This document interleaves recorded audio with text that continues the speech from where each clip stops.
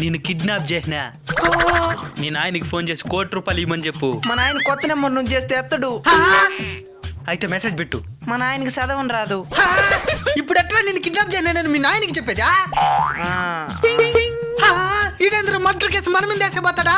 ఈ నాయన ఎవరో తెలీదు, అడ్రస్ తెలీదు. ఎట్టిప్పుడు ముందు ఈ హాస్పిటల్ దొరుకుపోదాం. డాక్టర్ డాక్టర్ పడుకోబెట్టండి. ఈడేంది మన కొడుకుని ఎత్తుకొచ్చేస్తున్నాడు. తను మీకేమవుతాడు? ఏమైతే నీకెందుకో, ఏదో ఒక ఇంజక్షన్ స్లాబ్ ఉన్ని. కిడ్నాప్ చేసినట్టున్నాడు, బుద్ధి చెప్తా. ఏమైందా? బ్రెయిన్ ఇన్ఫెక్షన్ అయ్యింది, ఆపరేషన్ చేయాలా?